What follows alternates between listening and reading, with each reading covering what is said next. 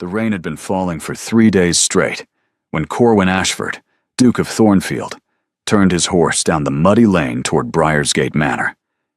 He hadn't ridden ahead, hadn't sent a rider or a card, or as much as a whispered intention through the usual channels of gentlemen's correspondence.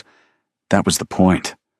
Anselm Margrave was his oldest friend, the one man in England who'd never lied to him, and Corwin needed that honesty now more than he needed air. The manor appeared through the curtain of rain like a painting left out in the weather, its edges softened and its colors bleeding. Smaller than Corwin remembered, or perhaps he'd simply grown accustomed to the sprawling emptiness of Thornfield Hall, where every corridor echoed with the absence of voices that should have filled them. He dismounted without waiting for a groom, his boots sinking into the gravel as he led his horse toward the stable block. The rain had soaked through his greatcoat, plastered his dark hair against his temples, and he could feel the cold settling into his bones with the familiar ache of exhaustion. 3 days of riding. 3 days of trying to outrun the hollow feeling that had taken up residence in his chest nearly 5 years ago and refused to leave. The stable door was ajar. He pushed through it, expecting the quiet warmth of horses and hay, expecting silence. What he found instead stopped him mid-stride, his hand still on the door, his breath caught somewhere between his lungs and the rain-soaked air. A child was singing. The voice was small and clear, threading through the dim stable like light through a crack. A nonsense melody, the kind children invent when they think no one is listening, words tumbling over each other in happy disregard for rhythm or meaning. Corwin stood perfectly still, water dripping from his coat onto the flagstones, and listened. She was sitting on an overturned bucket beside the third stall, a girl of perhaps 4 years old, her dark hair escaping from a ribbon that had clearly been tied with care and abandoned with enthusiasm. She wore a pinafore smudged with something that might have been mud or might have been jam, and she was feeding apple slices to a gray mare with the solemn concentration of someone performing an act of tremendous importance. Corwin's chest constricted, not because the child was remarkable in any obvious way, though she was lovely in the careless manner of all small children, but because her hair was dark, nearly black, and it curled at the temples in a way he recognized with the force of a physical blow. The way Marin's hair had curled, he must have made a sound, some involuntary thing, half breath, half something raw, because the child looked up.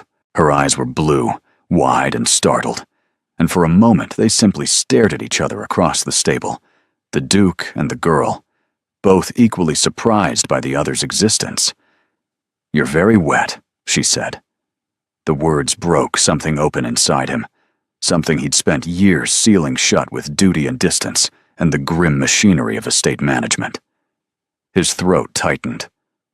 "I am," he managed. "You should come inside. Mama says people catch their death standing about in wet things." She slid off the bucket with the boneless grace of childhood. "Are you here to see Mr. Margrave?" Mama. The word detonated in his mind. He opened his mouth, closed it, and opened it again. "Yes, I'm a friend of Mr. Margrave's. He's very nice," the child informed him, already leading the gray mare back toward her stall, with an authority that suggested she'd done this many times. "He lets me ride Clover when the weather's fine, but not today because of the rain." She glanced back at him with an expression of profound injustice. "I don't mind the rain." "Neither do I," Corwin said, though he could barely feel his fingers. "Luelle!" A voice from the doorway of the stable, sharp with worry, soft with the breathlessness of a mother who's lost sight of her child for too long. "Luelle, where have you—" The voice stopped. Corwin turned, and the world, the rain, the stable, the child singing, the years of grief and searching and hollow, screaming loss, all of it collapsed into a single point of impossible, devastating recognition. She stood in the doorway, framed by gray light, her hand gripping the wooden frame as if it were the only thing keeping her upright. Her hair was shorter than he remembered, cut to her shoulders, and she was thinner, her cheekbones sharper beneath skin that had lost its summer warmth. She wore a plain dress of dark blue wool, no jewelry, no ornament, nothing of the woman who'd once stood beside him in silk and sapphires at the Thornfield autumn ball. But her eyes were exactly the same.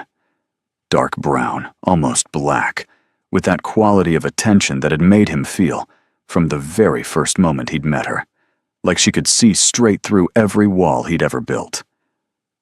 "Maren," he said. Her face went white. Not pale. White. The color of paper, of ash, of absolute terror.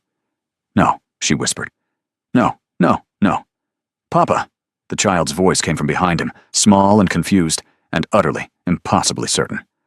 "Mama, is that my papa?" The stable spun. Corwin reached for the door frame, missed it, found a post instead, and held on as his mind tried to process what his eyes were showing him and his heart already knew. His wife was alive. His wife, who'd been declared dead nearly 5 years ago after the carriage accident on the Dover Road. His wife, whose funeral he'd attended in a black daze, whose empty coffin he'd watched, lowered into Thornfield soil because they'd never recovered the body from the river. His wife, for whom he'd worn mourning until the fabric of his black coats had gone threadbare at the elbows. She was alive. She was standing 10 feet away from him, and she had a daughter who called her Mama and had Maren's dark curling hair and knew the word, Papa, like she'd been taught it, practiced it, held it ready for exactly this moment. "Maren." His voice cracked on her name. "What have you done?" She didn't answer. She looked at the child, then at Corwin, then at the rain behind her, as if calculating whether she could disappear into it. "Don't." The word came out harder than he intended, rough with years of grief converting rapidly to something far more dangerous. "Don't you dare run from me. Not again." Footsteps on the gravel behind Maren. Anselm Margrave appeared, slightly out of breath, his fair hair disheveled, his expression shifting from confusion to recognition to absolute horror in the space of 2 heartbeats. "Corwin," Anselm said. "God in heaven. Corwin, I can explain." Corwin looked at his oldest friend, looked at his wife, looked at the child who was watching all 3 adults with the wide, bewildered attention of someone who understands that something enormous is happening, but cannot grasp its shape. "Someone," he said very quietly, "is going to explain. Right now." No one moved. Rain hammered the stable roof like an audience demanding a performance no one was prepared to give. Luelle pressed herself against the gray mare's stall, her small hand gripping the wooden slats, her gaze darting between the 3 adults who'd turned to stone around her. Anselm spoke first, which was characteristic. He'd always been the one to fill silences, to smooth edges, to pour words into the cracks before they could widen into something irreparable. "Come inside," he said. "All of you. This isn't a conversation for a stable." "Isn't it?" Corwin hadn't moved from the post he was gripping, knuckles white. "A stable seems rather appropriate, given that I've apparently been treated like an animal led to slaughter for years." "Corwin, 5 years." The words were precise, surgical. 5 years I believed she was dead. 5 years of waking every morning to the agony of reaching for someone who isn't there. And she's been here. With you. In your house, Anselm. Maren flinched. It was a small movement, barely visible. But Corwin caught it because he'd spent 5 years of marriage learning to read her body the way other men read account books, with attention, with care, with the knowledge that the margins held as much information as the figures. "Luelle," Maren said, and her voice was remarkably steady for a woman who looked like she might shatter. "Go inside with Mr. Margrave. Go to the kitchen. Mrs. Padmore will give you something warm." "But Mama, now, darling, please." The child looked at Corwin one more time, something searching in her blue eyes, then took Anselm's outstretched hand and allowed herself to be led toward the house. Anselm glanced back once, his expression a wreck of guilt and pleading, before they disappeared into the rain. Silence closed around them like a fist. "She called me Papa," Corwin said, Marin's arms wrapped around herself, a gesture he remembered from their courtship, from the early days of their marriage, when she'd been uncertain of her place in his world. Self-protection disguised as cold. "I told her about you," she said. "Every night. Stories about her father, the Duke who loved books and rode too fast and couldn't carry a tune but sang to his horse anyway. I wanted her to know you, even if she never," her voice broke, "even if she never met you. Why would she never meet me?" He stepped toward her, and she stepped back. The dance of it, the retreat in advance, felt obscenely familiar. "I'm her father. I'm your husband. Why, Marin? Why would you let me believe you were dead?" "Because I had to." "That's not an answer. It's the only one I have right now. That's not good enough." "I know." Tears slid down her face, silent and steady, and she made no move to wipe them away. "I know it's not good enough. Nothing I say will be good enough. But I need you to understand that I didn't do this to hurt you." "You didn't do this to hurt me," he repeated it flatly, tasting each word. "You faked your own death. You hid my child from me. You've been living in my best friend's house under God knows what pretense, and you didn't do this to hurt me." "I did it to protect you." The laugh that escaped him was ugly, nothing like humor. "Protect me from what?" Her mouth opened, closed. She glanced toward the house, where light glowed in the kitchen windows, where their daughter was probably eating something warm and wondering why her mother was crying, and the wet man in the stable looked at her like she was a ghost. "Not here," Marin said. "Please, I'll tell you everything, but not here. Not standing in a stable in the rain like strangers. We are strangers?"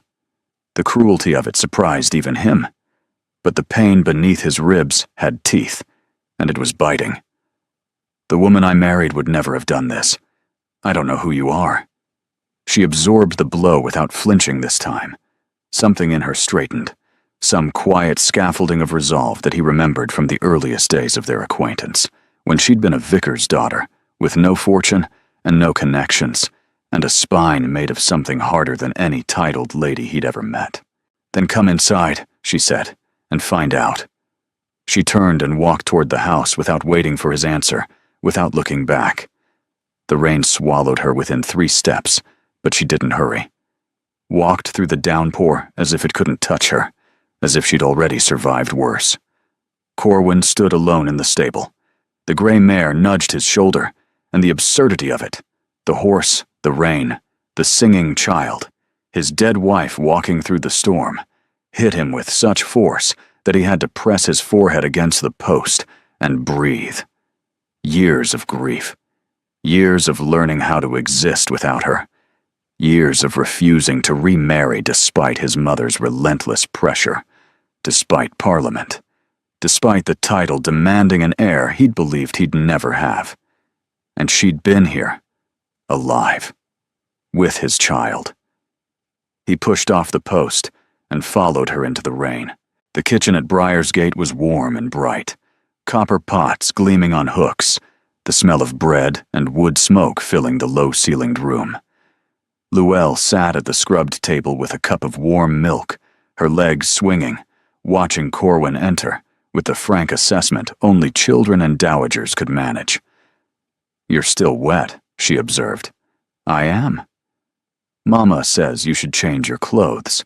Your mama says a great many things." He caught Marin's eye across the room. She stood by the fire, arms still wrapped around herself, her expression a fortress. Not all of them true, apparently. The barb landed. He saw it hit. But Marin only turned to Mrs. Padmore, a broad woman with a kind face and suspicious eyes. "Could you take Luelle to the nursery? She hasn't had her afternoon rest." "I'm not tired," Luelle said, with the absolute conviction of a child who was clearly exhausted. "Nursery," Marin repeated gently, and the child went, trailing protests and biscuit crumbs. When they were alone, Marin said, "Anselm has offered us the drawing room. How generous of him, considering he's been harboring my wife and child." She met his eyes, and beneath the fear and the guilt, he saw something else. Something that looked, impossibly, like relief. "I've been carrying this alone for so long. I'm tired, Corwin, so tired. Please, let me put it down." It was the tiredness that broke through.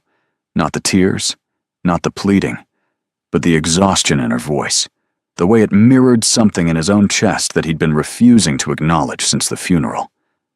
"The drawing room," he said, "and Anselm joins us. Whatever this is, he's part of it." She led him through the narrow hallway to a modest room with faded wallpaper and furniture that had seen better decades. Anselm was already there, standing by the window, with the posture of a man awaiting sentencing. "Sit down," Corwin told him, "both of you, and start from the beginning." Marin sat in the chair nearest the fire, not for warmth, but for distance. She needed the length of the room between herself and Corwin, needed the space to say what she had to say, without his proximity scrambling her thoughts the way it always had, the way it was doing even now. Anselm sat on the settee, his hands clasped between his knees. Corwin remained standing. He'd always commanded rooms from his feet, never from a chair. "The accident on the Dover Road was real," Marin began. Her voice sounded foreign to her own ears, thin and careful. "The carriage overturned. The driver was killed. I was pulled from the wreckage by a farmer who happened to be passing.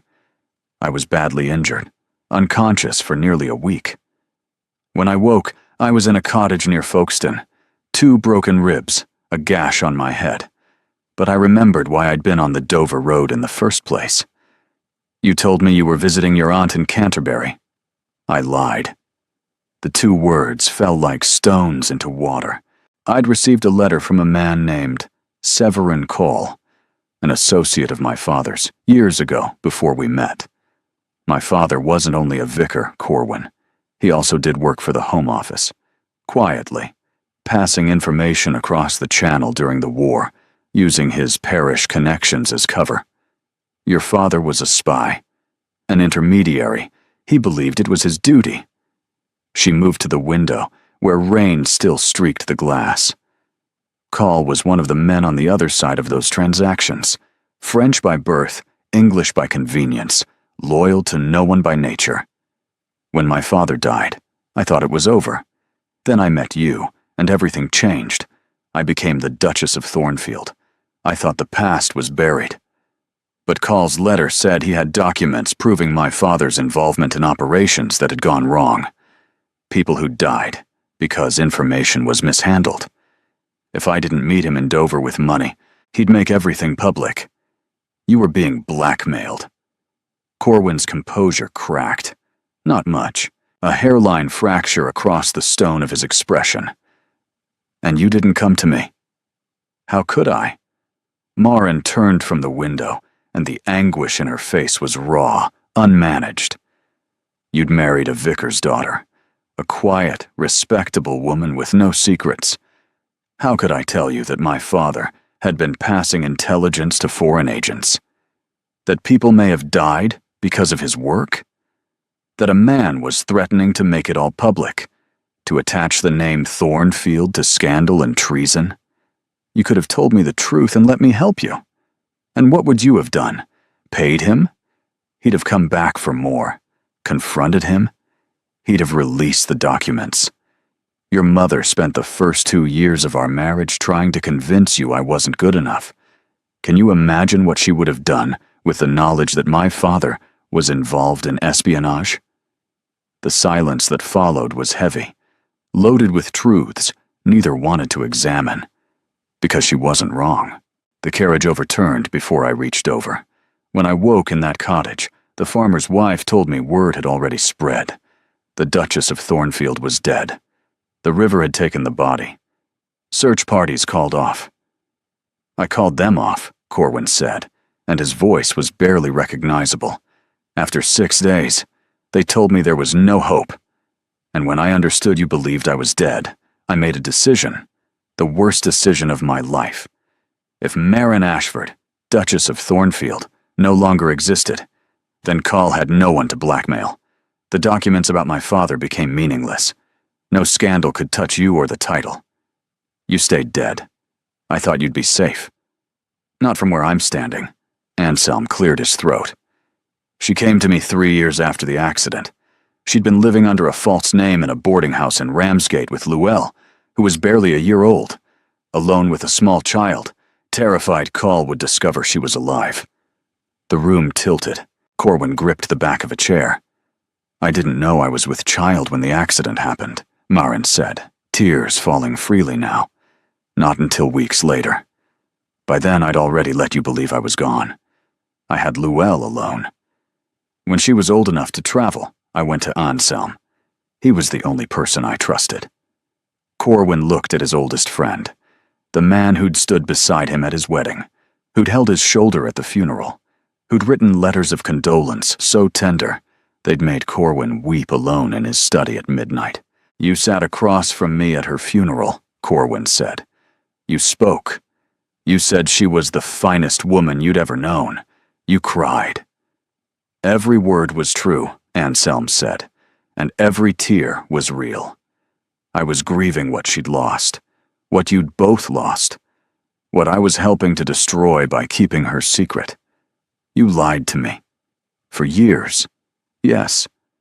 And if I hadn't come here today, unannounced, if I'd sent a card or a letter like a proper gentleman, would you have hidden her?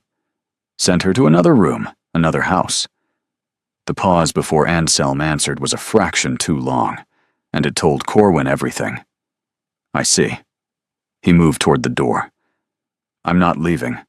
I'm going upstairs to change before I catch my death, as my daughter so wisely advised. When I come back, you're going to tell me everything about Severin Call.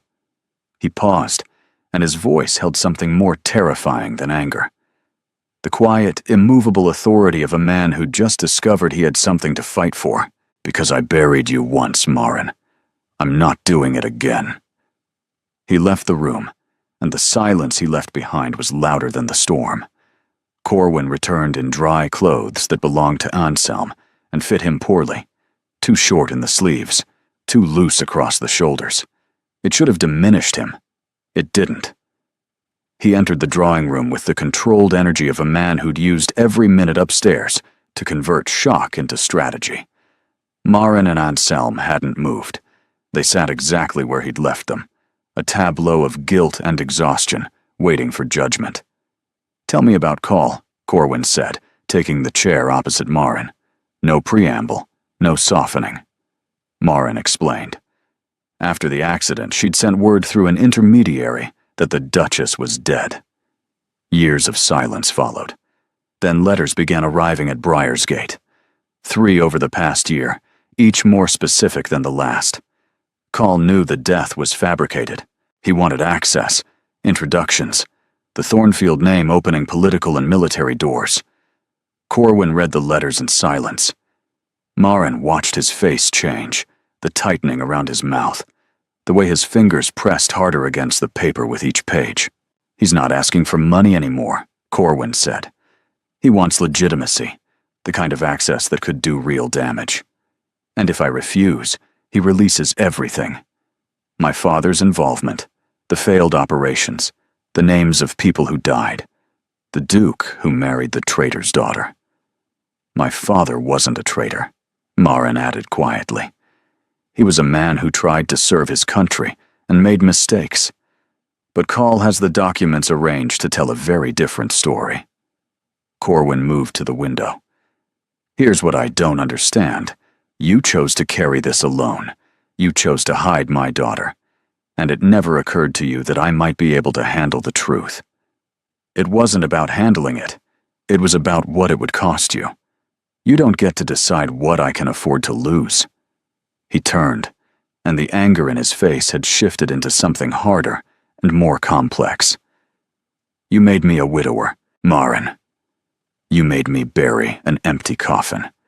You made my mother so unbearable with grief that she spent years trying to marry me off to every eligible woman in 3 counties just to ensure the line continues. You let me believe I'd failed you, that I should have been there, should have insisted on a better carriage, a different route, a safer day to travel. His voice broke on the last word, and for the first time since the stable, she saw the grief beneath the fury. Not the controlled, performed grief of a duke managing a tragedy, but the raw, bleeding thing underneath. I replayed every decision, he said. Every morning, Marin. What if I'd gone with her? What if I'd cancelled Parliament? What if I'd told her I loved her one more time before she left? The guilt of a man who believes he could have prevented his wife's death. Do you have any idea what that does to a person? Yes, because I've been living with the guilt of causing it.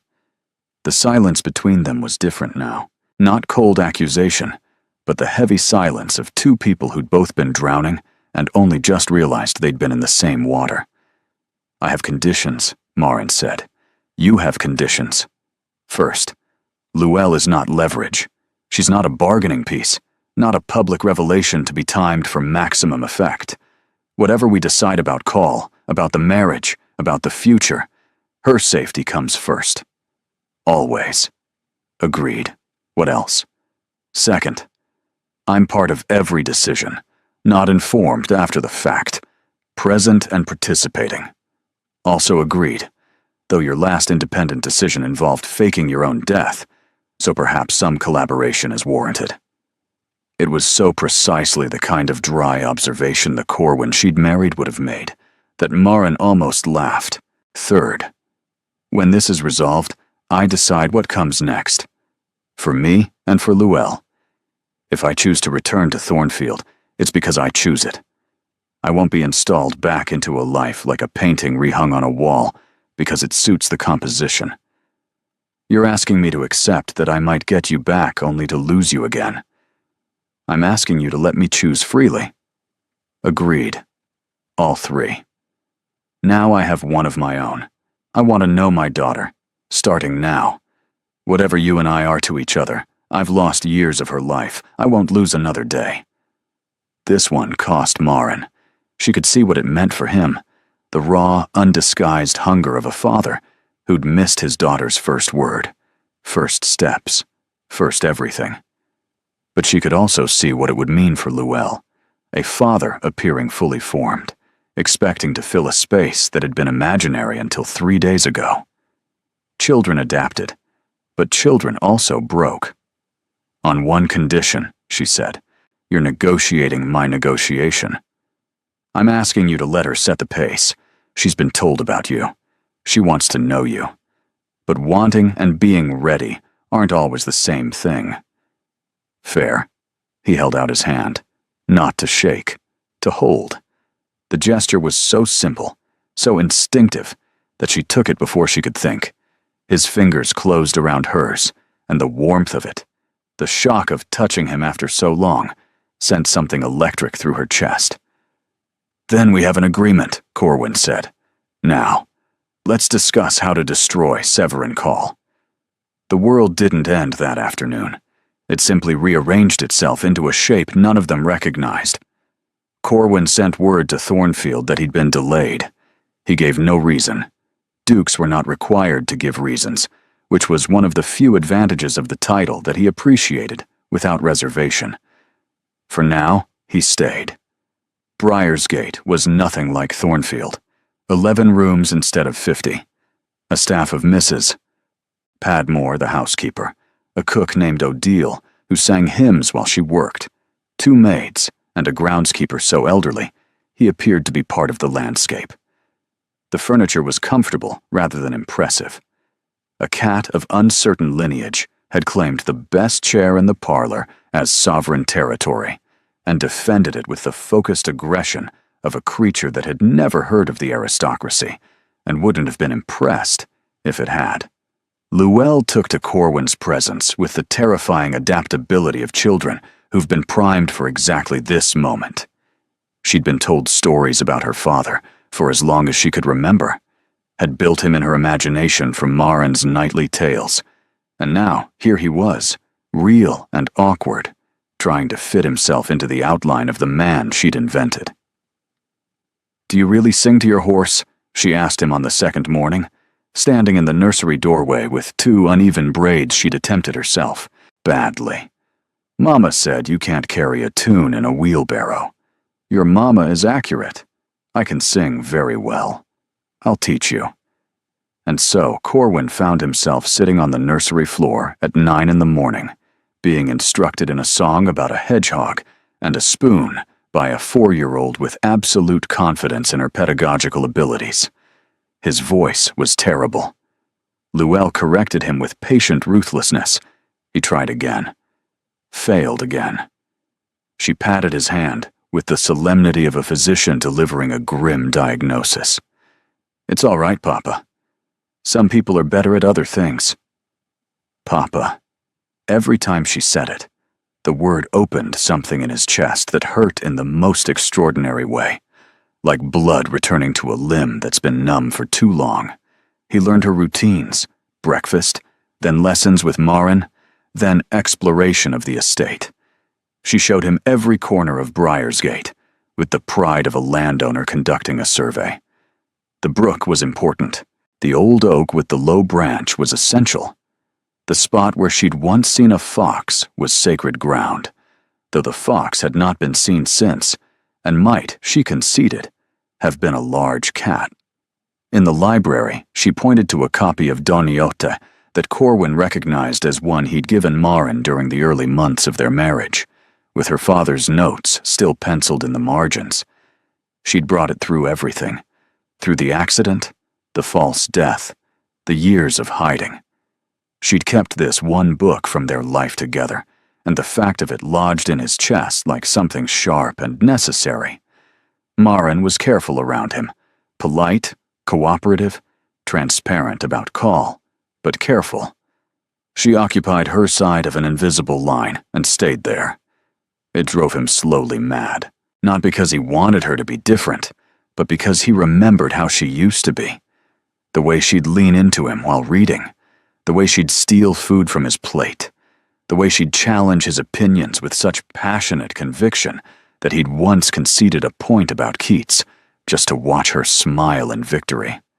That version of Marin surfaced sometimes, in flashes, in the way she corrected Luelle's grammar with affectionate precision, in the way she reorganized Anselm's bookshelves without asking permission, in the way she stood in the garden at dusk with her face turned toward the last light, exactly as she'd done at Thornfield, as if she could store the warmth against whatever darkness was coming. On the 3rd evening, he found her in the library with a book she wasn't reading. "I wrote to my solicitor," he said, "about the legal implications of a wife declared dead being discovered alive." "And?" "Complex, but manageable." She set her book aside. "You've been here 3 days, but we haven't discussed what happens when you leave. When you return to Thornfield, to Parliament, to your mother and the title and every expectation that comes with them. What happens to Luelle then? To me? We decide together. You say that. But you're a duke. You're accustomed to deciding things and having them happen. This is a child who calls this place home, and a woman who isn't sure she can survive being the Duchess of Thornfield again. Why not? Because the Duchess of Thornfield was terrified every single day of your mother's judgment, of society's scrutiny, of being found lacking in 100 invisible ways. I loved you, Corwin. I loved our life. But I was drowning in it, and I didn't know how to tell you because you seemed so certain everything was fine. I thought you were happy. I was happy with you. I was miserable with everything else, and I didn't know how to have one without the other." The fire crackled. Somewhere in the house, the old cat yowled at a closed door. Outside, the Briarsgate night was dark and quiet, in a way that Thornfield, with its army of servants and its relentless machinery of running a great estate, never was. "Then we change everything else," Corwin said. You can't change society, Corwin. You can't change your mother. You can't change 300 years of expectations about what a duchess should be.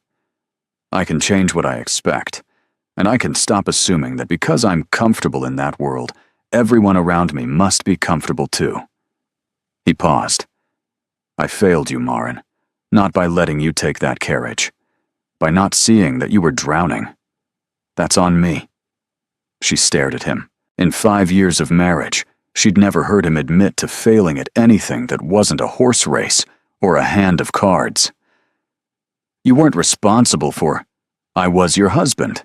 Seeing you was my responsibility, and I didn't see.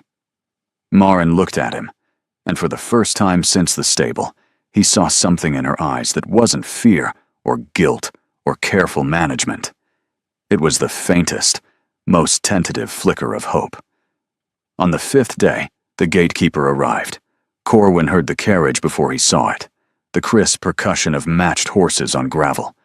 He was in the garden with Luelle, who was showing him how to identify beetle species on the underside of leaves when the sound reached them.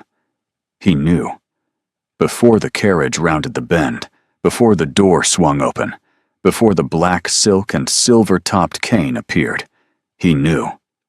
Perpetua Ashford, Dowager Duchess of Thornfield, descended with the precision of a woman who'd been dismounting from carriages for 63 years and had perfected each movement to eliminate any suggestion of effort. She was not tall, but she had never needed height. What she possessed instead was density, a compression of will and expectation and social authority into a frame that seemed to occupy more space than physics should allow. "Don't mother me in that tone," she said, before Corwin had finished his first word. She fixed him with eyes that were, unsettlingly, exactly his own. Blue, sharp, missing nothing. Your solicitor's clerk has a weakness for brandy and a stronger weakness for gossip. I've known for 2 days that you're here, and I've known for 1 day why. In the drawing room, she sat in the best chair, the one the cat usually occupied, and leveled her gaze at Marin with the unblinking focus of a hawk. You married my son against my wishes.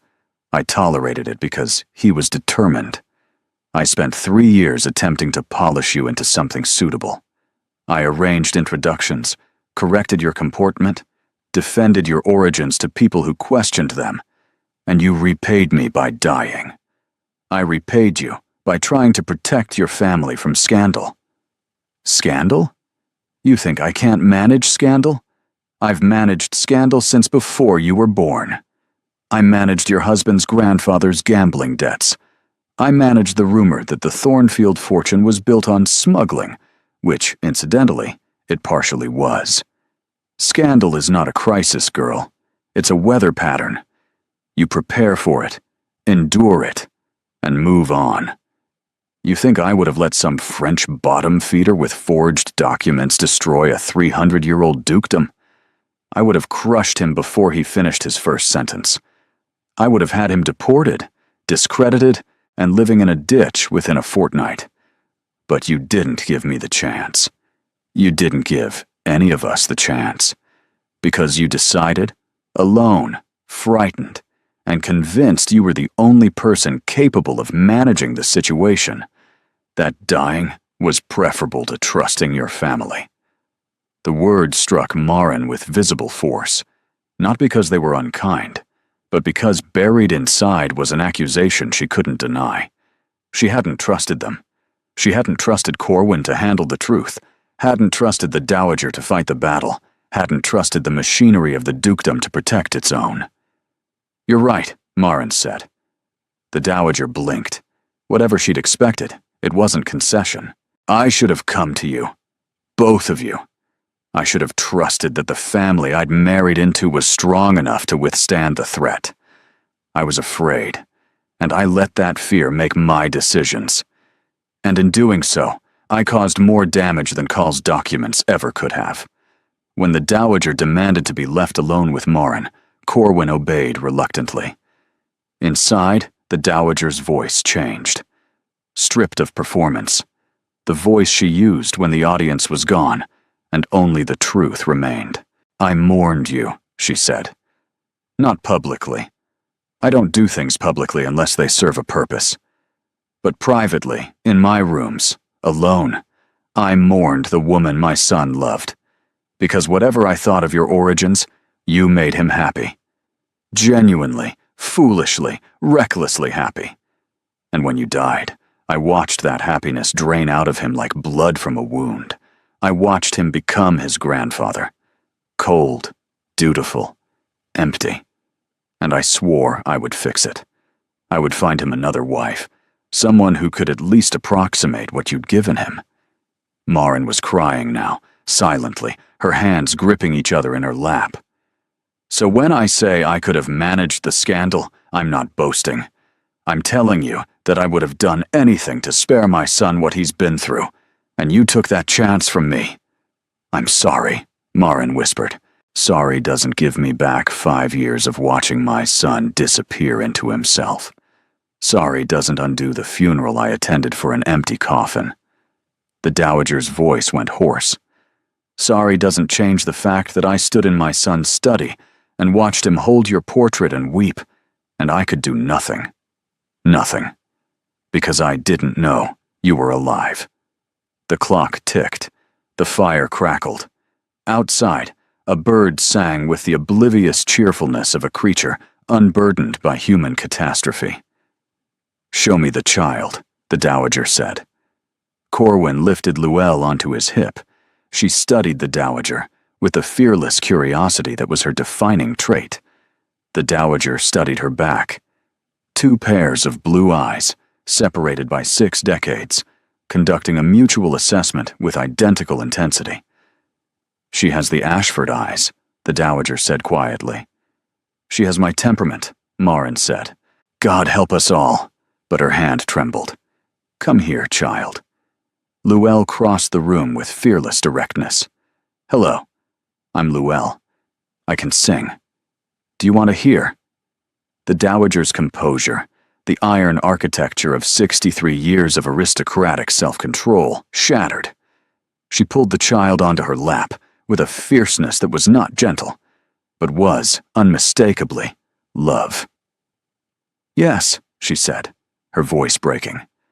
I very much want to hear. When the song ended, Luelle patted the dowager's cheek with one small hand. You're crying.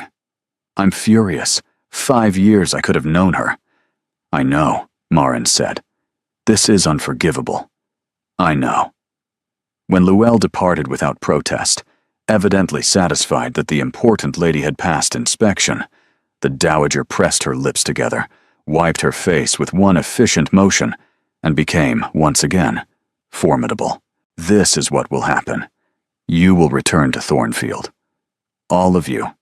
The child will be presented as your daughter. We will construct a story. Illness, convalescence abroad, a physician's orders for solitude. It will be thin. People will talk. I don't care. What matters is the official narrative. And Call? Corwin asked. The dowager's eyes turned cold. Leave Call to me. The return to Thornfield was orchestrated with the dowager's characteristic precision. The household received Maren with the warmth of servants who'd genuinely liked their mistress. Mrs. Calloway, the housekeeper, wept openly. Dawes, the butler, cleared his throat 7 times during his welcome speech and had to excuse himself. The kitchen sent up a meal 3 courses more elaborate than necessary, which was the cook's way of saying what she couldn't put into words. Luelle was overwhelmed, becoming quiet and attached to Maren's skirt. She fell asleep that first night clutching a stuffed rabbit that Mrs. Calloway produced with the cryptic explanation that it had been waiting. The first test came 3 days later. Lady Whitmore was hosting an afternoon gathering and had specifically requested the Duchess of Thornfield. They want to inspect me, Maren said. Same thing, different verb. You'll be charming, composed, and appropriately grateful. If someone asks directly, you look them in the eye and say some experiences are too painful to discuss. Sympathy is a weapon, girl. Learn to wield it. Maren wore a dress of deep gray silk the dowager had commissioned from London with alarming speed, elegant enough to signal status, modest enough to suggest recovery. Armor designed to look like clothing. Corwin accompanied her, his hand at the small of her back as they entered, a message to every eye in the room. The room was a minefield of curiosity. Conversations fell silent as Marin passed, resumed in whispers after she moved on. Eyes tracked her with the focused attention of people watching a performance they'd paid handsomely to attend. She navigated it with composure, answering questions with the dowager's prescribed vagueness, deflecting probes with gentle changes of subject, smiling until her face ached. It was during the refreshments that the first real blow came. Honoria Kavanagh, wife of a baronet and possessor of the sharpest tongue in 3 counties, cornered Marin near the tea table with the predatory grace of a woman who'd been waiting for exactly this moment. "My dear Duchess," she said, her smile bright and surgical, "how extraordinary to have you back among us. We all thought the worst. As did I, for a time. And a child, too. How remarkable. Born during your convalescence, I understand." "Yes. How fortunate you had support. Mr. Margrave, wasn't it? Such a devoted friend to both you and the Duke." The emphasis on both was a scalpel. "One hears he was very attentive during your recovery." The insinuation was clear, deliberate, designed to wound. Marin felt the blood drain from her face, and then, with a cold clarity she hadn't known she possessed, return. "Mr. Margrave showed great compassion during the most frightening period of my life. I was injured, alone, and with child. He offered me shelter and safety when I had neither. I would hope any gentleman of character would do the same for a friend in need. Wouldn't you agree, Mrs. Kavanagh?" The question was a trap, beautifully laid. To disagree was to suggest that helping a vulnerable woman was somehow improper. To agree was to validate Marin's account. Honoria's smile stiffened. "Of course. How admirable." "I think so. My husband thinks so as well. He's expressed his gratitude to Mr. Margrave personally. But then, the Duke has always been a man who values loyalty." She walked away, hands trembling around the porcelain, heart hammering so loudly she was certain the entire room could hear it. She found a quiet corner near a window and stood there, breathing, staring at the garden without seeing it. Corwin found her 3 minutes later. "I heard," he said quietly. "Kavanagh." She implied Llewellyn is Anselm's. His jaw tightened. "I'll speak to her husband." "You'll do nothing. If you react, you confirm that the suggestion has merit. If we ignore it, it dies. The Dowager taught me that much, at least." He studied her face. "You handled it perfectly. I handled it through sheer terror. Most perfect things are accomplished through sheer terror." She almost smiled. But beneath the composure, Honoria's words had found their mark. Not the insinuation about Anselm, which was absurd, but the deeper wound. The reminder that this world would never simply accept her.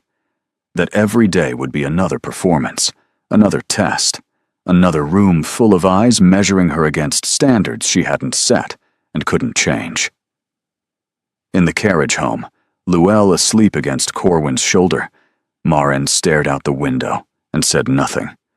The Dowager, for once, didn't fill the silence. It was Corwin who finally spoke, his voice low enough not to wake the child. "You don't have to do this. The gatherings, the society, the performance. If it's too much, we find another way. I told you we'd change everything else. I meant it. You can't change society. No. But I can choose what parts of it we engage with.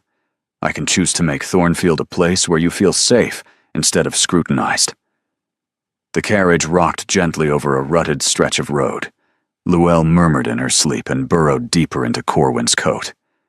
"She called you Papa in her sleep last night," Marin said. "I know. I heard her through the wall." "Did you?" "I went to her room and sat with her until she settled. She was dreaming about hedgehogs."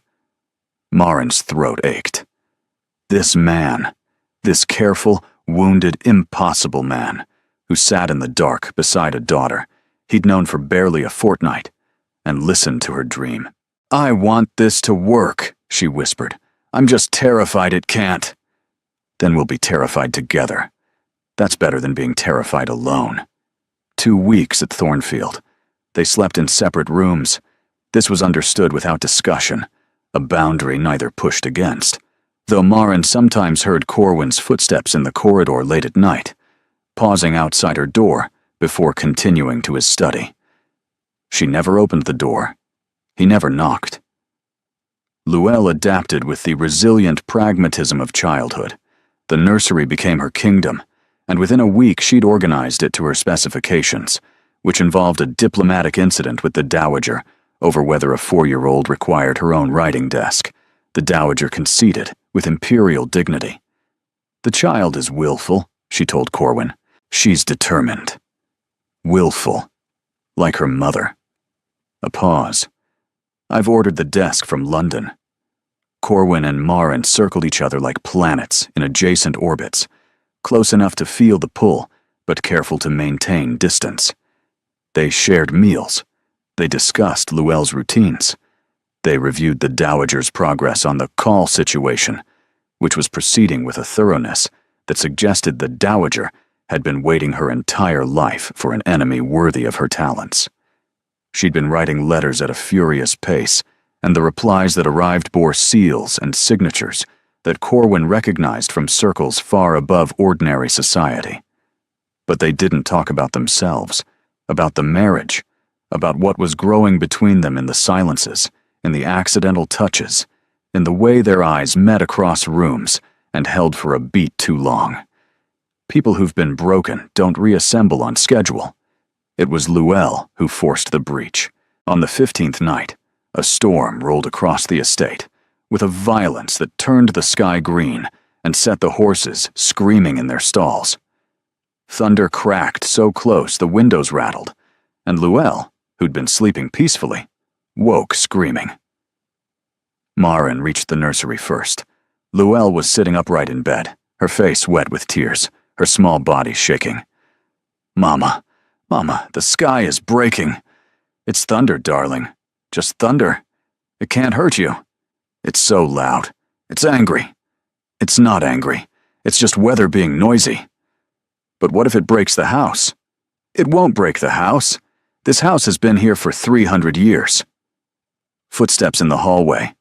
Corwin appeared in the doorway, hair disordered, a candle in his hand. His eyes found Luelle first, then Maren, and the relief on his face was so naked it hurt to look at. He crossed the room and knelt beside them, setting the candle on the nightstand. "Luelle, look at me. Do you know what my father told me about thunder when I was your age?" She peeked at him with one eye. "What?" He said thunder is the sound of the sky applauding. When lightning does something especially brilliant, the sky claps for it, like when you sing a good song and everyone claps. Luelle considered this with the grave attention of a philosopher evaluating a new hypothesis. "The sky likes lightning?" "Very much. They're old friends. Can you stay, both of you, until the sky stops clapping?" Corwin looked at Maren. The question in his eyes wasn't about the child. "Of course," Maren said. They arranged themselves on the small bed. Within minutes, Luelle's breathing had slowed to the deep, trusting rhythm of a child who felt safe. In the candlelight, Corwin and Maren looked at each other across the geography of Luelle's tangled hair. "Your father really told you that?" Maren whispered. "No. I made it up just now." It was good. She's a demanding audience. Silence. Rain softened against the windows. "I missed you," Corwin said, barely audible. "Not the Duchess. Not the idea of you. You. The way you argue about poetry. The way you can't eat an orange without getting juice on your chin. I missed the specific, ridiculous, irreplaceable you. I missed you too, every night. I'd lie awake trying to remember what your voice sounded like, terrified of forgetting." "And did you? Forget?" "No. But I convinced myself I had. It was easier to grieve something lost than to ache for something I'd chosen to give up. You didn't give me up. You tried to protect me. You were wrong about the method, but not about the motive. That's very generous. It's very true. His hand found hers across their sleeping daughter. His fingers closed around hers, warm and careful and certain. I'm not angry anymore, Marin. Anger requires believing someone acted out of malice, and you acted out of love. Misguided, infuriating, catastrophically self-sacrificing love, but love nonetheless. I don't know how to be your wife again. I don't know how to be the Duchess. Then don't be the Duchess. Be Marin. Be the woman who reads dragons to our daughter and keeps a battered book through the worst years of her life because it mattered more than anything else she owned. The Duchess can sort herself out later. Corwin, yes. I'm going to do something I should have done years ago. What's that? Trust you. She lifted his hand to her lips and kissed his knuckles, gently, without performance or pretense. It wasn't a grand gesture. It was a woman holding her husband's hand over their sleeping child and choosing, finally, to stop running. They fell asleep like that, hands linked across the pillow, uncomfortable and impractical and entirely undignified. It was also the first night in years that either of them slept without dreaming of loss. The letter arrived on a Tuesday, addressed to Corwin, unfamiliar handwriting, plain wax seal. He read it at the breakfast table, and his expression simply closed, shutters drawn, locks engaged. Call, he said. He wants a meeting, tomorrow evening, at the 3 Crowns Inn. He claims to have new documents, ones linking Marin directly to the intelligence operations. Letters she supposedly wrote. Correspondence that proves she wasn't merely the daughter of an intermediary, but an active participant. That's a lie, Marin said. I was a child when my father was doing that work. I never wrote anything. I believe you. But belief and proof are different currencies. His jaw tightened. There's more. He mentions Luelle. He says if his terms aren't met, he'll ensure her legitimacy is publicly questioned. That's monstrous, Marin whispered. It's strategic, the Dowager said flatly. He's attacking from multiple angles. Espionage documents threaten reputation. The paternity question threatens the succession. He's constructed a pincer movement, crude but effective. Marin looked at Corwin. He can't prove that. He can't prove anything about Luelle's parentage because there's nothing to prove. She's yours. I know she's mine. But proof and insinuation operate in different theaters, and he knows it. Corwin folded the letter with deliberate care and placed it beside his plate. A whisper in the right ear at the right dinner party would do more damage than a stack of documents. By the time the truth caught up, the story would have its own momentum. I'm going to meet him, Corwin said. Not without me, Marin said. I'm part of every decision, remember? Marin, don't. Don't try to protect me from this. That's what started everything. I am coming with you. He used my name, my father's name, and now my daughter's name. I want to look him in the eye. Corwin studied her for a long moment. Then he nodded once.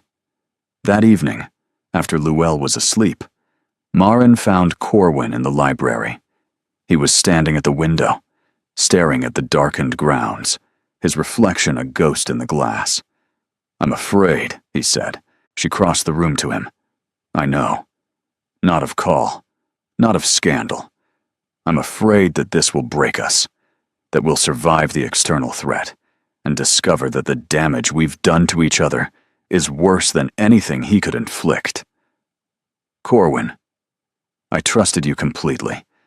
You were the one person in my life I trusted without reservation, and you used that trust to disappear. You took our child and vanished, and let me believe you were dead. And I understand why. I've forgiven why. But the scar is still there, Marin. I can feel it every time you leave a room. Every time I can't see Luelle for more than an hour. This fear that I'll turn around and you'll be gone again. Marin took his hands. They were cold. I'm not going anywhere. You said that before, the morning you left for Dover. You kissed me goodbye and said you'd be back by Thursday. The words opened something old and terrible between them. She saw it in his face, the morning she'd left, the last ordinary morning of their marriage. She'd kissed him at the door of his study. He'd been reading correspondence. He'd looked up, smiled, said something about saving the good marmalade, and she'd walked away knowing she might not come back and hadn't told him. I can't undo it, she said. I can't unlive that morning or unmake that choice, but I can promise you that I will never, as long as I breathe, make a decision about our family alone again. Not out of fear, not out of protection, not for any reason. We face everything together, even if together is harder, even if together is terrifying. He pulled her close, pressing his forehead against hers. They stood there in the library, holding each other in the firelight.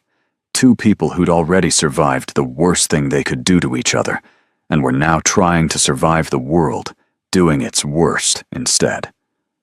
Tomorrow, he said, we face Call together. Together. He kissed her, not gently, not carefully, not with the tentative caution that had characterized every interaction since the stable at Briersgate. He kissed her like a man who'd spent years remembering what it felt like to hold the person he loved, and was done pretending that memory was enough. She kissed him back, with everything, with years of loneliness and regret, and the desperate, ferocious hope that it wasn't too late to rebuild what she'd demolished. When they parted, breathless, she said, "That was impulsive. My mother would disagree. She'd say it was overdue." The Three Crowns was a coaching inn of respectable reputation and unremarkable appearance, the kind of place where transactions happened in private rooms, and the staff had been trained to forget faces as quickly as they learned them. Severin Call was already waiting. He was not what Marin had expected. Older, heavier, dressed with the careful tastelessness of someone who'd studied wealth without understanding it. His smile was the kind that never reached his eyes. "Your Grace." And the Duchess, risen from the dead. How biblical. "Mr. Call," Corwin said. His voice was ice poured into a glass. "Sit down. This won't take long." "Won't it? I was hoping we might discuss matters at length. There's so much to cover." Call's gaze slid to Marin. "You look well, Your Grace. Better than I expected for a woman who spent years hiding in a bachelor's house." "You mentioned documents," Corwin said, ignoring the provocation. "I want to see them."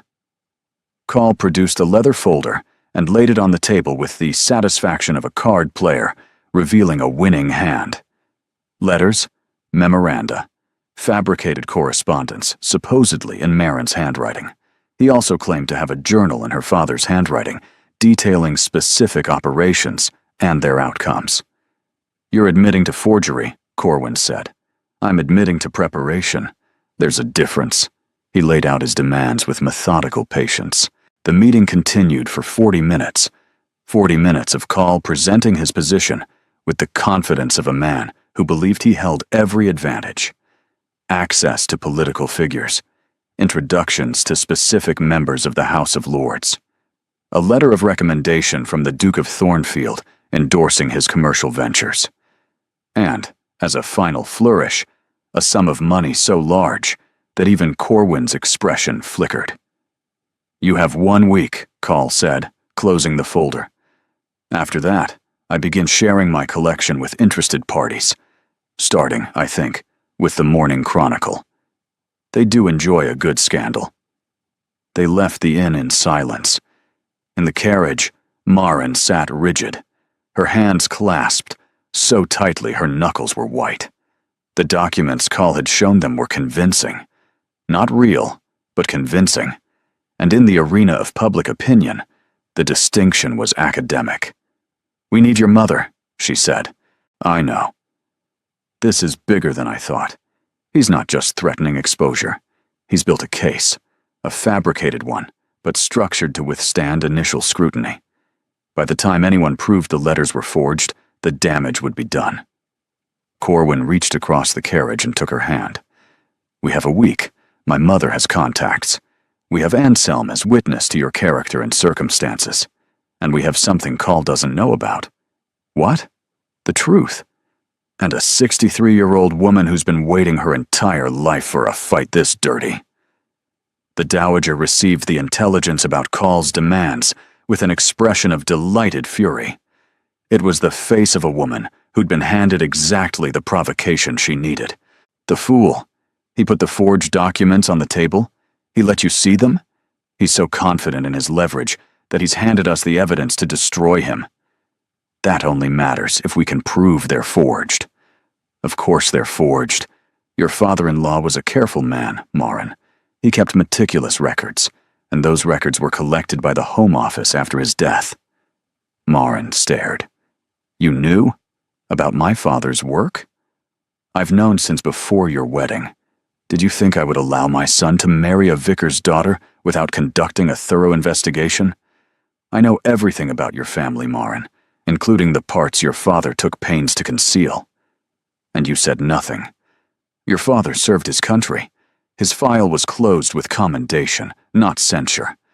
If Call's documents were genuine, they'd contradict the official record, which means they're fabricated, and I can prove it."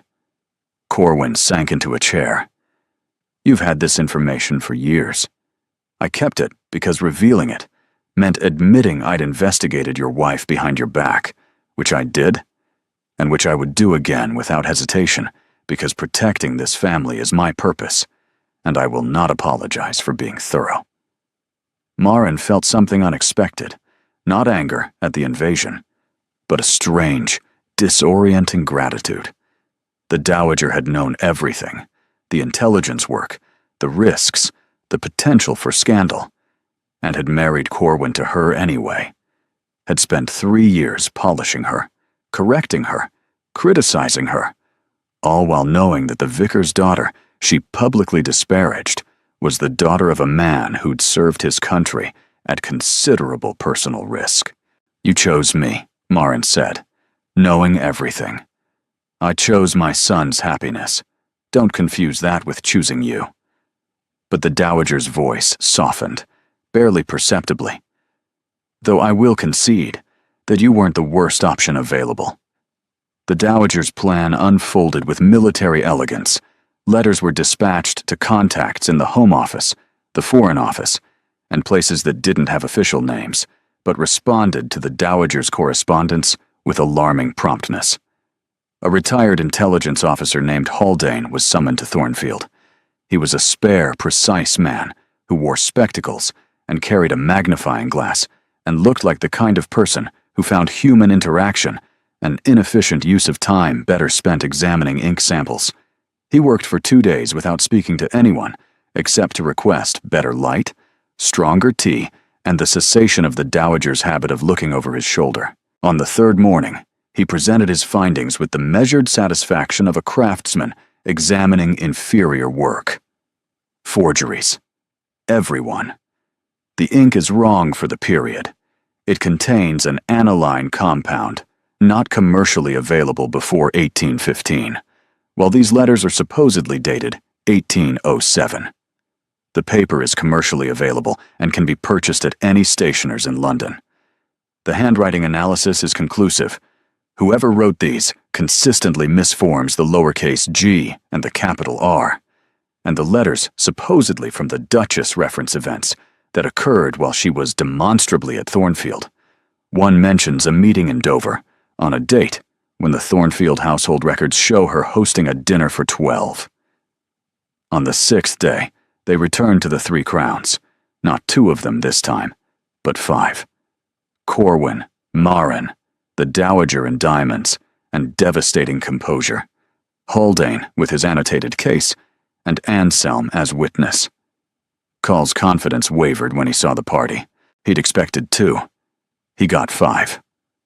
"Mr. Call," the Dowager said, taking the chair opposite with the authority of someone claiming a throne, "I believe you've been threatening my family."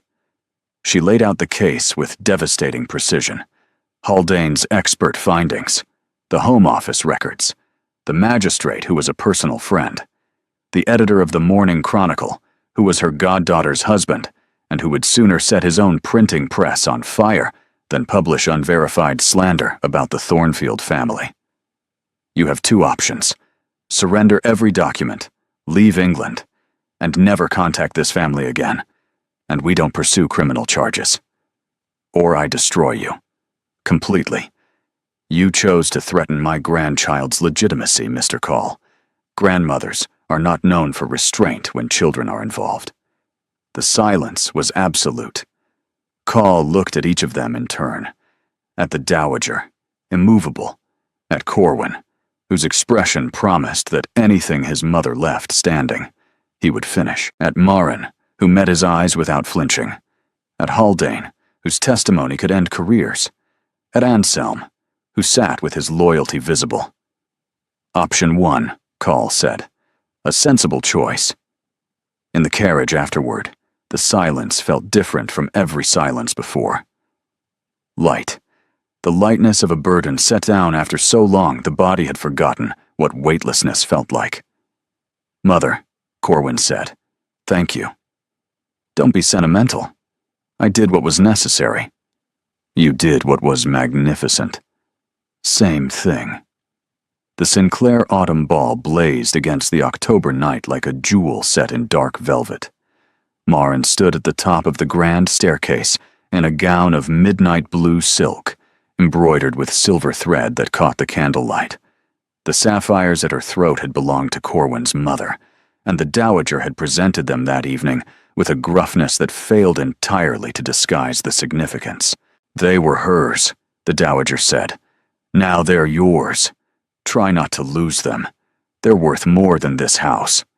Ready? Corwin murmured beside her. No. Good. Neither am I. They descended together. The ballroom fell quiet in stages, conversations dying like candles blown out one by one as heads turned. Marin felt every gaze, every whisper, every fan raised to conceal a comment. She lifted her chin and smiled. Not the careful, defensive smile she'd worn at Whitmore House. A real smile, earned and imperfect. The smile of someone who'd survived the worst and was still standing. The orchestra began. May I have this dance, Your Grace? She took his hand. They moved onto the floor together, and the room watched. Everyone is staring, Marin whispered. I know. Honoria Kavanagh looks like she swallowed something unpleasant. That's her standard expression. I've always assumed it's architectural rather than emotional. Marin laughed, actually laughed, out loud, in the middle of the Sinclair ballroom, and the sound of it was so unexpected, so entirely human, amid the gilded performance of society, that several nearby couples turned with genuine surprise. I love you, Corwin said, quietly, under the music, for no one but her. Not because you came back, not because you gave me Luelle. I love you because you're Marin, because you make me want to be present. Not the Duke, not the title. Me. The Dowager appeared at the edge of the floor after the waltz. She crossed to Marin, took her hand, and turned to face the room with the air of a general who has won a campaign and is now accepting the surrender of the opposition. I believe you all know my daughter-in-law, she said, her voice carrying with the practiced projection of a woman who'd been commanding rooms for 6 decades. The Duchess of Thornfield returned to us after a prolonged illness. We are grateful for your continued friendship and discretion. It was not an explanation. It was a decree. And from the Dowager Duchess of Thornfield, decrees were obeyed. Lady Sinclair began the applause. Others followed. Not unanimous, not thunderous, but steady and real. The sound of a community choosing, for the moment, to accept the official narrative and welcome back one of its own. The evening unfolded like a story, finding its rhythm. Marin danced with Corwin twice more, then with Anselm, who stepped on her feet apologetically and whispered that he was happier than he'd been in years. She spoke with women who were cautious but kind, with lords who were curious but courteous, with Lady Sinclair, who pressed her hand warmly and invited her to tea the following week with a sincerity that felt like the beginning of genuine friendship. And when Honoria Kavanagh approached, her expression carefully neutral, Marin met her with composure and without malice. "Mrs. Kavanagh, how lovely to see you. Your Grace, you look very well. The Duke seems pleased." "He does, doesn't he?" Marin smiled. "I'm rather pleased myself. It's remarkable what surviving the impossible does for one's perspective." The evening ended late, long past the hour when respectable families retreated to their carriages. In theirs, Marin leaned against Corwin's shoulder, exhausted and exhilarated, and felt his arm come around her with the easy certainty of someone who'd been holding her for years, lost her, and would not let go again. "You survived," he said. "We survived." "Same thing." The Dowager, dozing in the opposite seat, murmured without opening her eyes. "If you two are going to be sentimental, please do it quietly. Some of us are trying to rest after saving the family's reputation single-handedly." "Double-handedly," Marin corrected gently. "At least." One eye opened, regarded her, closed again. "Triple-handedly," the Dowager conceded. "At most." 6 months later, on a morning in early spring, Marin found a letter. She was in the Thornfield Library, which had become her sanctuary, the room where she read to Luelle in the afternoons and debated literature with Corwin in the evenings, and occasionally sat alone in the quiet, simply breathing, simply being present in a life she'd almost lost. The letter was tucked into the pages of the Doniote, the copy she'd carried through everything, the book that had survived her death and resurrection, because some things are too important to leave behind. It was in Corwin's handwriting, but not recent. The paper was older, slightly yellowed, the ink faded. She opened it carefully. "My darling Marin, I am writing this in the study, a year after the funeral. I know you'll never read it. I know you're gone. But I need to say what I couldn't say at the service, what I can't say to anyone, because they would try to comfort me, and comfort is the last thing I want. I want you. I want the sound of your voice arguing about poetry. I want the way you can't eat an orange without getting juice on your chin. I want your hand in mine at the opera, your laughter in the garden, your absolute refusal to let me win any argument simply because I'm a duke. I want the life we were building, the children we talked about, the years we planned. I want all of it, and it's gone, and I don't know how to exist in the space where it used to be. Your father's Doniote sits on my shelf. He believed idealism was necessary, even when it was madness. Loving you was idealism. Believing it could last was madness. And I would do it again. Every moment. Every heartbreak. Every terrible, beautiful second. Yours, in this life and whatever comes after.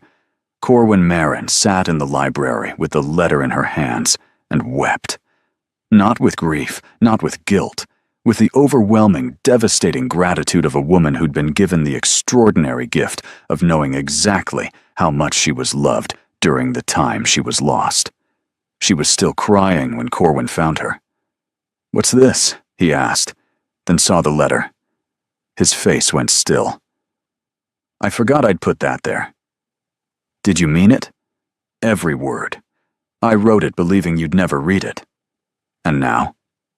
He sat beside her, took the letter gently from her hands, and pulled her against his chest, while the spring light moved across the library floor and the house hummed with the sounds of living. Luelle singing somewhere upstairs, the Dowager's voice issuing instructions to some unfortunate servant, the old rhythms of a great house continuing. "Now," he said, "I don't need to write letters to a ghost. I have the real thing, complicated, infuriating, impossible, and here." "Here," she agreed. "I'm here." Outside the library windows, the Thornfield gardens were coming back to life after winter. New growth pushing through old soil, crocuses in the borders, green shoots along the hedgerows, the first tentative blossoms on the apple trees that lined the south walk.